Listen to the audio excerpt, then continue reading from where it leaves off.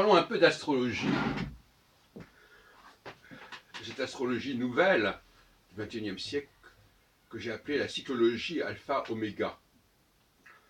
Ce qui distingue cette astrologie, entre guillemets, le problème de savoir qu'est-ce que c'est que l'astrologie, qui est astrologue, qu'est-ce qui n'est pas astrologue.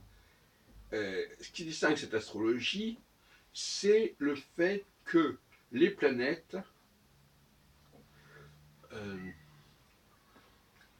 la même configuration n'a pas les mêmes effets sur tout le monde.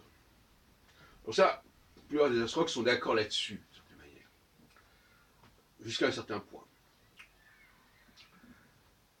Une configuration donnée peut avoir des effets positifs pour les uns et négatifs pour les autres. Or, néanmoins, il y a des configurations qui sont, dans l'astrologie traditionnelle, positives ou négatives. Donc là, il y a déjà une contradiction. Parce que si la configuration est déjà par avance négative ou positive, ça ne va pas donc dépendre des personnes. Même si on va dire oui, mais ça va dépendre aussi des transits, ceci. Oui, n'empêche que cette notion même de planète ou de configuration positive ou négative est en contradiction radicale avec l'idée que ça puisse dépendre du récepteur. Donc là, il y a déjà une erreur au niveau épistémologique et méthodologique. Maintenant, l'autre problème, c'est que ça ne va pas forcément dépendre d'un paramètre astrologique, au sens, et encore faudrait-il savoir ce qu'on entend par astrologique. Tout ce qui concerne l'astrologie est astrologique quelque part. Mais disons que ça ne va pas dépendre forcément d'un des paramètres cosmiques. Pour définir le récepteur, ce n'est pas par les planètes qu'on va le savoir. Ou du moins pas directement. Ou du moins pas par le thème natal. Encore que, il y ait les travaux de Gauquelin qui laissent entendre qu'il y a effectivement une trilogie, une trifonctionnalité, Mars, Jupiter, Saturne. Je me réfère à ses premiers ouvrages, sur le premier ouvrage de 1955.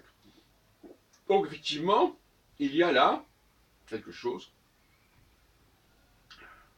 qui est fondamental, c'est la division en trois de la société. Qu'a bien mis en évidence quelque part Gauquelin, effectivement, sans en tirer tous les enseignements d'ailleurs, faut-il le remarquer. Je renvoie à mon ouvrage sur Gauquelin, Les personnalités planétaires, aux éditions Daniel, paru en 1992. Et donc, bon, moi je ne m'appuie pas uniquement effectivement sur le lever de Mars, Jupiter ou Saturne à la naissance, mais à mon avis ça existe. Je préfère une approche plus empirique, mais pas vraiment empirique, à savoir regarder sur la longue durée si telle configuration, si telle série de configurations plutôt, parce que pour moi une configuration, elle se répète, elle a vocation à se répéter, autrement ce n'est pas une configuration. Eh bien, si cette configuration, qui veut dire qu'elle est relativement, elle ne peut pas se faire sur des siècles ou sur des décennies, elle se fait sur des périodes plus courtes, qui permettent de répéter la configuration. Là aussi, il y a un problème de méthode.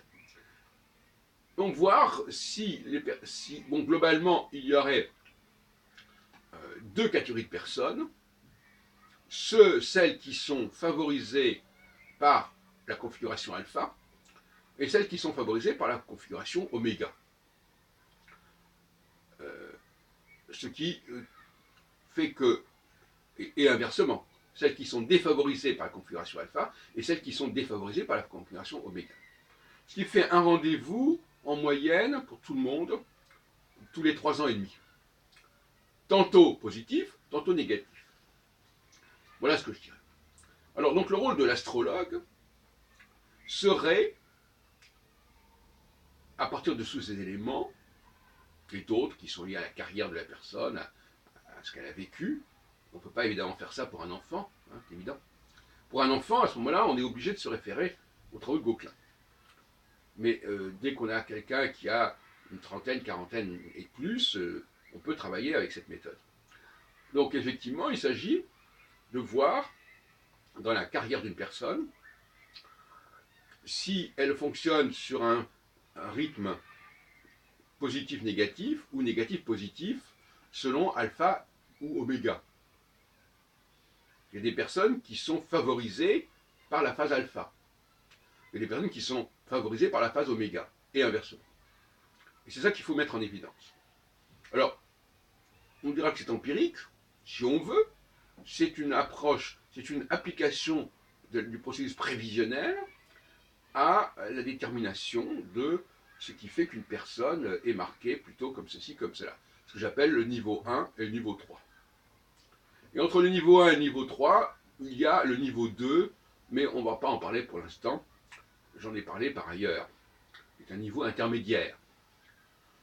Bon, qui est plus difficile à cerner, mais qui est peut-être dont le rythme fonctionnel est moins contrasté, puisque le niveau 2 profitera à la fois du niveau 1 et du niveau 3, du niveau alpha et du niveau oméga. Donc c'est un niveau intermédiaire qui a certains avantages, de certaine manière. Alors, la série, elle est très facile à connaître. Vous partez par exemple de 68, alors on est en phase oméga, et vous ajoutez 7 ans, 7 ans, 7 ans, 7 ans, 7 ans, 7 ans. Après, si vous voulez démarrer la phase alpha, la succession alpha, eh bien vous partez de 3 ans et demi plus tard, par exemple, ou 3 ans et demi plus tôt, 65 par exemple, 65, etc., etc., tous les 7 ans. Et donc une personne, de toute façon, elle a un rendez-vous avec l'astrologie environ tous les 3 ans et demi. Et bien évidemment, ces rendez-vous ont des répercussions sur les années qui suivent, ou voire qui précèdent. C'est un continuum, c'est évident. Mais globalement, il y a des rendez-vous à ce moment-là qui sont plus ou moins mémorables, plus ou moins remarquables.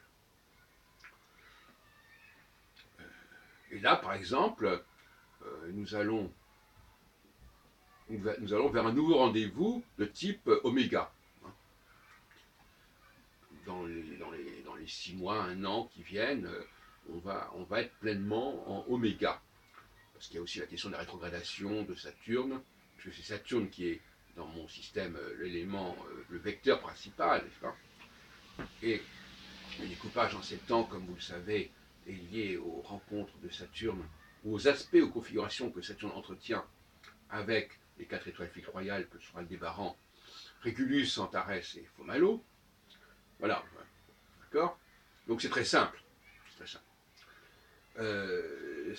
Ça se rapproche par certains côtés de la numérologie, mais c'est fondé quand même sur des configurations astrales, et pas sur un travail sur les chiffres, sur les lettres, qui me paraît pas tout à fait sur ma longueur d'onde. De la même façon, on est loin du gribouillage de l'astrologie traditionnelle actuelle, où on multiplie les configurations, les facteurs, les aspects, les transits, ceci, les rentrées dans tel et tel signe, etc. Tout ça, c'est très brouillon, c'est la politique du gribouille. Il faut arrêter, parce que ça ne veut rien dire, on ne peut rien faire avec ça. Sinon de la voyance, justement. Alors on nous reproche parfois de nous ouvrir à la voyance. Les astrologues alors c'est amusant parce que les astrologues qui nous disent cela sont souvent les astrologues qui sont pleinement dans la voyance, mais qui ne se l'avouent pas, puisqu'ils utilisent un outil un peu comme les taches d'encre, un mandala, voilà, un truc absolument infâme qui est le thème natal, et à partir de là, ils essaient d'en tirer quelque chose. Bon, alors la paille et la poutre, excusez-moi, cette astrologie-là, ce n'est que de l'astromancie, il faut dire les choses comme elles sont. Donc, bon, alors ils n'aiment peut-être pas qu'on les rapproche de cette catégorie de divination et de voyance, mais c'est de cela qu'ils sont objectivement, pleinement membres de cette population. Bon. Et moi, par contre, en revanche, je n'ai rien à voir avec cette population, je ne fais pas de la voyance, je ne fais pas de la divination, je ne fais pas du support, et surtout je ne fais pas de l'individuel. Parce qu'il faut bien comprendre que l'astrologie alpha-oméga est une astrologie qui est collective. C'est une astrologie qui ne s'intéresse pas à un cas individuel. On peut le faire, le praticien peut toujours appliquer ce modèle à un cas individuel, mais c'est à lui de faire ce travail, ce n'est pas à l'astrologie de le faire. Il faut bien que je comprenne. Moi j'ai l'habitude maintenant de parler de la loi de gravitation. C'est-à-dire que la gravitation, il y a un objet, voilà, tout objet tombe. Bon, voilà. Ben, l'astrologie aussi, elle a des lois, mais évidemment, il faut regarder pour chaque objet qu'on considère comment ça va fonctionner. Mais ces lois vont fonctionner de toute façon. Mais elles vont fonctionner à la mesure, à l'échelle de l'objet considéré, tout comme quand il y a une plume qui tombe, ça n'a pas le même effet que s'il y a une bombe qui tombe, par exemple. Bon, voilà. Mais elles tombent toutes les deux et selon des lois qui sont comparables. L'astrologie, elle a vocation à déterminer des lois